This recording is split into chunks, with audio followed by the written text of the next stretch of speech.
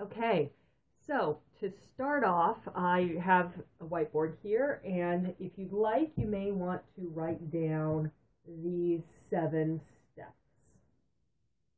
We've got step 1 is to define the ideal. Define what your ideal looks like. Define the goal, to put it in other words.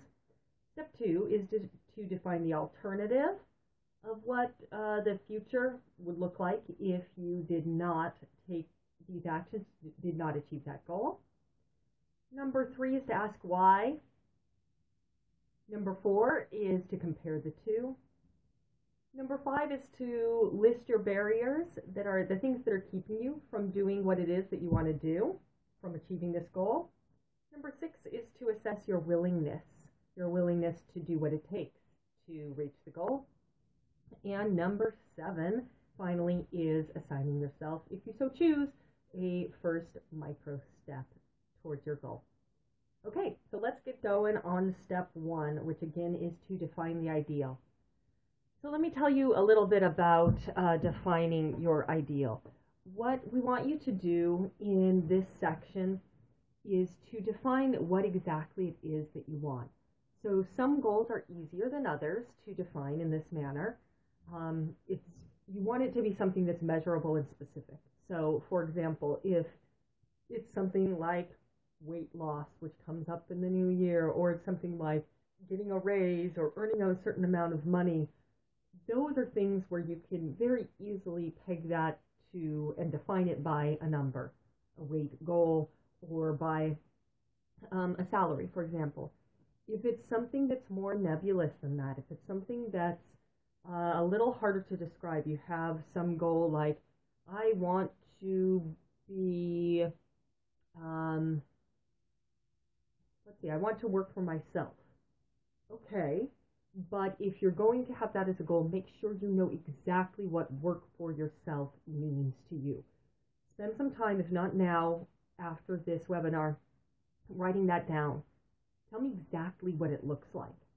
So does that mean you are deriving your income from a business that you have set up?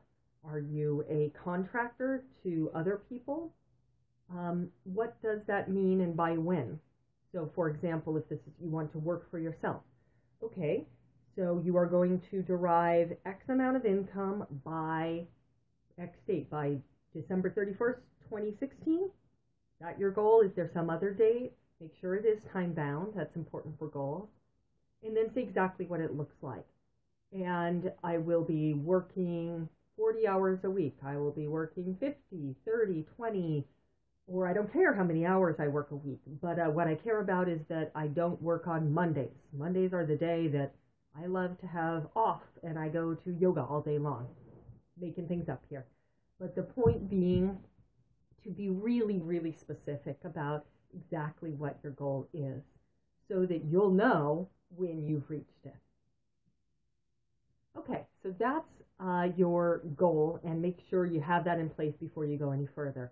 If you're watching this not live after the fact, you can pause here if you need more time to specify exactly what the goal looks like. And also you can feel free to put a comment up, send me an email with a question if you get stuck on any of these points. My email is Lys, Lys at LysElla.com, LysElla.com. So Lys at LysElla.com, and I do read all of my emails. So go ahead and send over a question if you get stuck on any of these points. Okay, so step 2 we're going to go on to here, which is defining the alternative.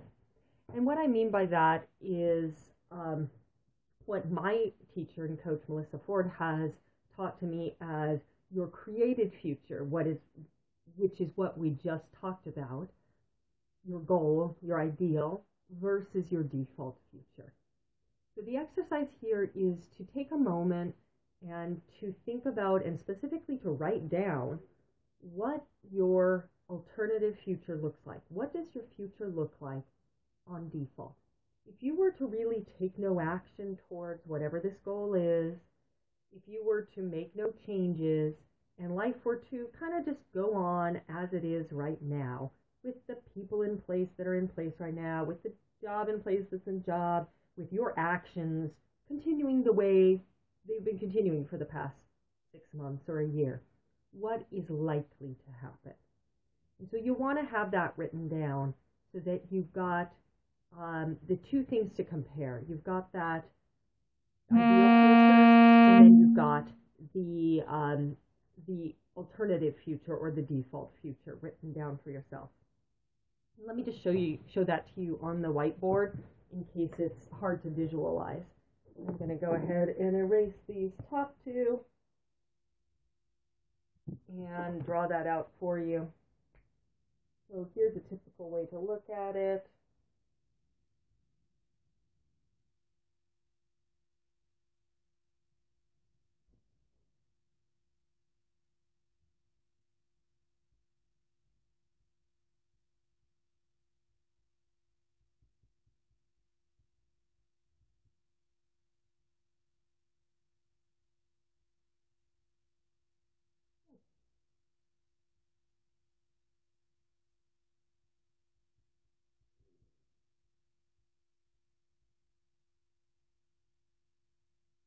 Okay, so up here, this is your goal that we worked on for step one, exactly what it looks like. And down here, this is your default or your status quo or your alternative future if you don't take any action.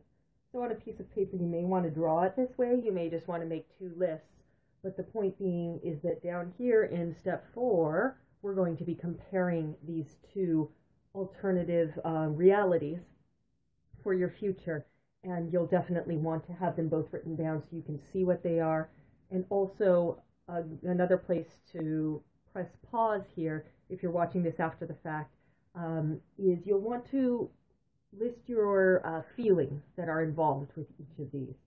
So up here, if you were to create this future for yourself, what would it feel like to you? That's important. Oftentimes people will use words like alive or fulfilled. Not saying that you have to use those words, but those are typical adjectives that come up when people are describing the way they'll feel here. And then in the default future, if you don't take any actions and you just have this status quo or this alternative future, then what are the feelings associated with that? And oftentimes it might be something like stuck or bored. I hear that a lot, bored. And sometimes it is even something like, okay, which is good to know, because if you're going to be just okay with your future not making any changes, then you may not want to make whatever change this is. You may not want to really work on this goal, and it's good to know that. So that's what these two steps are about. And now we'll go on and we'll move on to step 3. So you've got your created future, or what I called in bullet point 1 when I had that written up here. That's our what you want your future to look like. And then we have your default future, your status quo, what I call your alternative future. And was just showing you one way to draw that out for yourself. Now I'll go ahead and erase that, and we'll move on to step number 3. So if you are getting this done in your lunchtime, congratulations. We're on step 3 of 7, and we're moving right along. So step 3 is why. This is determining why you want your goal, what it is that you want, what it is that you listed out in step 1. Here, try to answer this question. Why is it that that goal is important to you? So your answer may be, well, if it's something like want to earn more money, well, it's more money. More money is good. It's more fun. I get to have more money to spend.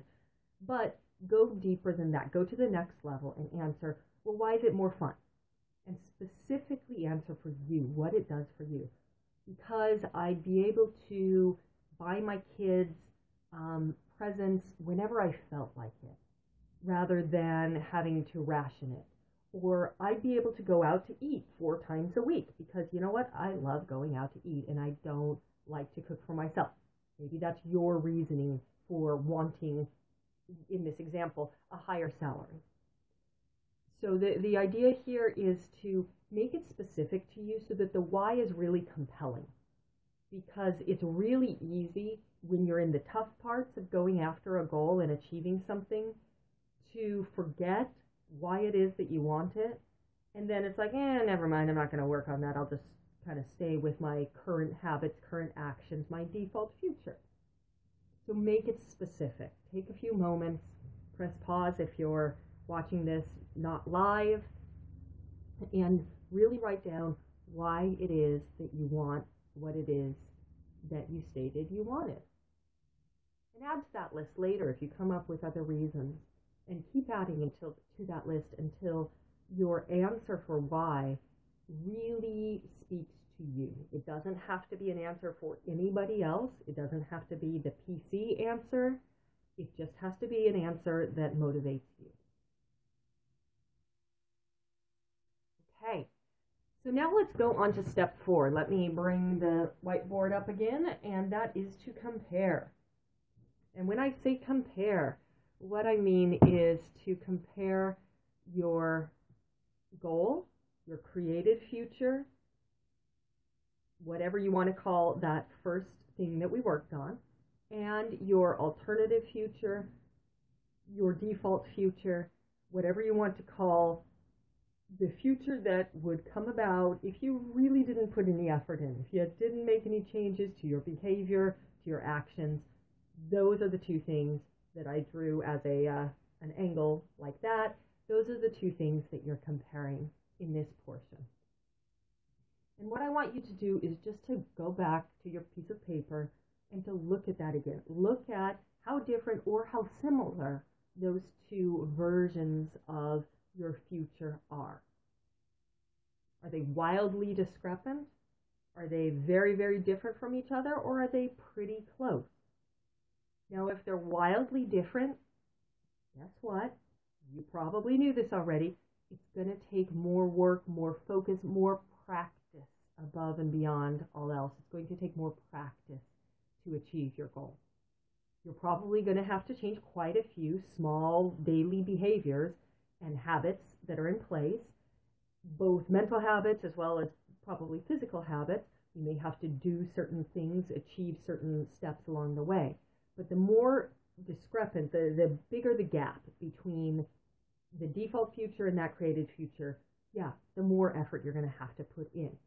But it's usually not effort in a yucky way, because as we'll figure out in later steps, if you really, really want this thing that you're after, you're really going to enjoy most of the action steps that you take. You may not be thrilled about all of them, but you're probably going to enjoy most of them, because you're going to be seeing the progress as you go. So compare those two. Be very conscious of which things are different. And then we will move into the next step, which is step number 5. And that is to list your barriers. Or another way of saying that is, what's stopping you? And this is my favorite question. This is my favorite step, because I love the stuff that we come up with as to our reasoning of what's stopping us. So write it all down.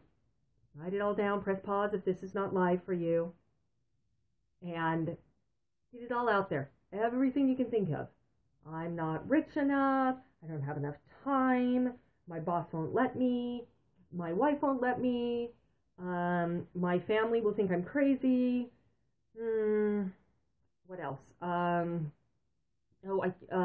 can't do that. That's not my kind of thing. I've never been able to do it before. You get the idea. Put them all down, whatever they are. Write them down. And then we start to pick those apart. And start to challenge every single one that you have written down. And I would love to hear, go ahead and post here, or send me an email if you want it to be private. Try to stump me. Try to stump me with a barrier that you believe you have, that's keeping you from your goal, that you are absolutely sure that's a barrier that you cannot overcome. You're like, Lys, you've never heard this one before, you can't overcome that. I believe I probably have heard it, but I could be wrong, which is why I'm always curious to know. And then, most importantly, what I want you to take away is this tactic to be able to challenge yourself on any of these barriers, any of these things that get in your way. And it's simply starting by asking the question, is that really true? Is it true that I'm not rich enough? It's a convenient excuse, all right, but what are you trying to do? What if your goal is that you want to go back to school? Well, there are all kinds of ways you can work on going back to school without having money. Believe me, I've had clients who have done this, who have come from poverty, who have found a way to get to school. So again, most of it, I'm going to say, this is the tough love part, most of them are excuses. They're convenient excuses that allow us to remain rooted in what we're currently doing because it's comfortable. As humans, we love to just kind of repeat what we've done before. So it's absolutely okay to do that. There's nothing wrong with repeating what you did yesterday, but it does not lead to change. I think everybody who's watching this understands that doing what you did yesterday and expecting different results just isn't going to produce different results. You have to change what you're doing on a daily basis. So think about each of your reasons for why you can't get, why you can't have, why you can't do what it is that you want, and come up with an argument. Come up with a reason why that's not actually true. And if you need help with that, please contact me and I'll help you come up with some ideas. Okay, on to our next step, which is willingness. Now, the willingness to change, this is so important. I remember back years ago, about 15 years ago, when I was first being trained in tobacco cessation counseling. So basically coaching people on how to quit smoking or using smokeless tobacco, which, long story as to how I fell into that line of work. But this is something that I did for a time between between undergrad and grad school. And this question was determined to be one of the most important questions, if not the most. I don't remember the research well enough, but if not the most important question in determining whether or not somebody was going to quit and stay quit. And that is, to paraphrase, how badly do you want it? How willing are you to do what it takes to make this change? So ask yourself that question on a scale of 1 to 10, with 1 being, if it were really convenient for me, then yeah, great, I'd do what it is that I've set out as my goal, but I don't really want to try very hard and not going to put a lot of effort into it. And 10 being, I will do whatever it takes to reach that goal because it's that important to me. So on a scale of 1 to 10, rate yourself there. Okay, once you have your number, write it down. And then this is what I tend to tell people, and this is what I believe regarding that scale, is what I've seen is that people who rate themselves an 8 or higher are so ready to go with whatever it is that they're working on that nothing's going to stop them. They're willing to do whatever it takes. I actually had somebody the other day tell me, well, I'm about an 8 right now, and this was before I explained my opinion on the scale. But a couple months ago, I was an 11, and I thought, oh, okay, yeah, tell me about why you were 11 at that time. But again, if you're an 8 or above, most likely you are rearing to go. You're probably already maybe even taking some actions, and might be one reason why you're watching this webinar. If you're below an 8, it's not a bad thing. There are a couple of things that I'd advise you to observe if you have rated yourself below an 8. One is that it might mean that you're just not willing to make these changes yet. And I want you to know and understand that that's okay. You know, we are all only ready to change when we're ready. And there's nothing nothing and no one that can force us to change. Sometimes it takes a dramatic, life-changing event. This is why it's so common for people to make big changes in their life as a result of a health scare or as a result of death of a friend or family member or as a result of something horrible like war. Um, these things are big triggers that will often jump you up in that scale as to, yeah, of course I'm willing to do whatever it takes. I just saw my best friend die because of XYZ. I don't want the same thing to happen to me. That can be a huge motivator. But it's okay to hang out below the 8 if you're not ready. And it's also okay to not be ready today, but to think about this, to think about that readiness to change scale, and then to wake up tomorrow and say, you know, now I'm ready. I'm ready to do this. I'm ready to take these actions, and I'm ready to set out a path for myself and to go forward. It can change day to day. It really can. So today you might not be at an 8. By the end of this webinar, you might be at an 8. Just up to you, and the main message being that it's okay to vacillate, and it's okay if you're not ready to go yet. You will be eventually. Okay, so that's our willingness to change, and we are moving along here nicely so that you can get this done in 45 minutes, because now we're at step 7 of the 7-step action plan. So 7, this is where I invite you to start assigning yourself micro steps. And I've taken to calling them micro steps because I've found that a lot of people like the concept of baby steps, and I try to make it even smaller. And let me tell you what I mean by that and why I really advocate micro steps. So what I mean is choosing a tiny, tiny action that you are guaranteed to win at. And the reason why it's important that you choose an action that you're guaranteed to win at is because it's a psychological game that you're playing with yourself in terms of building up to this big goal. And a metaphor that I'll often use is, if you're not a marathon runner, if you just jog or you even just walk on a normal basis and you decide you're going to run a marathon, there is no way, and there is no training manual out there, no marathon training manual out there that will tell you that on the first day you should get out there and attempt to run a marathon. That seems pretty obvious to most of us. Why? Because number one, your body is going to shut down. It's not practiced. And number two, your mind's going to shut down. It's not practiced. So the same goes for a goal. It's easy to think like, oh, okay, well, I need to do XYZ step.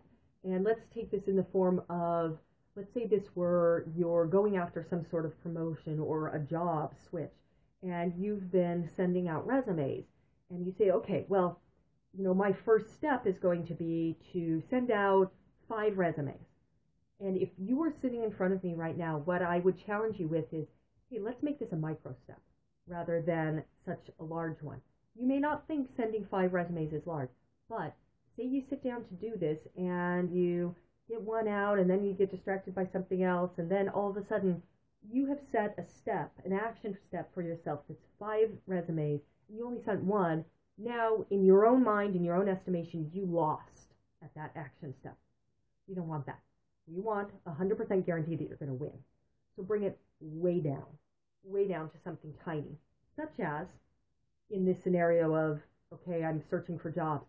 Okay, how about you make it something like you're going to identify one job description posting that you're interested in. And you might laugh at me and say, well, like, yeah, that's going to take me, like, I don't know, 5 minutes. And I say, good. Make it something tiny. For example, when I'm working with writers and they may say, oh, I haven't been writing. I need to get back into the habit of writing. And I'll say, okay, well, do you want to assign yourself some amount of time or certain number of pages or something like that per day? And let's say somebody says, yeah, I'm going to write for an hour every day. Okay. Now, do you mean 7 days a week? Do you mean Monday through Friday, some other rhythm? They say, okay, well, maybe Monday through Friday. And then I'll say, okay, so 1 hour, when are you going to do that? When does that fit in your day? Well, I tend to be like a morning person for my writing, so I'm going to do it from 6 to 7 a.m. because I wake up and it's the first thing I like to do. Okay, are you absolutely sure that, like, for the rest of this week, are you going to be able to fit in an hour? Is there nothing else that could possibly get in the way of that hour? Ooh, well, Thursday I've got an appointment, and I've got gym class that'll make me shorten it up a little bit. I might not be able to make it on that day. Okay, what amount are you guaranteed you're going to be able to do? 5 minutes? And then they'll laugh. And they'll say, well, yeah, of course, 5 minutes. How can I not find 5 minutes? Then that's perfect. When you are chuckling at how ridiculously simple your micro task, your micro action is, then you've got the right one. Make it tiny. And then what you get to do is you definitely will win at accomplishing that task. And you know what? If you spend more than 5 minutes writing in the writer's example, then you feel awesome. So that's the idea, is that the psychological game you're playing with yourself is to choose a tiny, tiny, tiny little goal so that you get to win every day or every time that you assign something to yourself. Give yourself a small, tiny goal, a micro action, so that you can win at it and then repeat. So those are the 7 steps to create a manageable action plan out of your goal or your dream. If you need more information or more help on it, feel free to contact me. My website is LysElla.com, LysElla.com, or my email, lys@LysElla.com, LysElla.com. And I hope you've enjoyed this. Thanks so much. Have a great day. Bye-bye.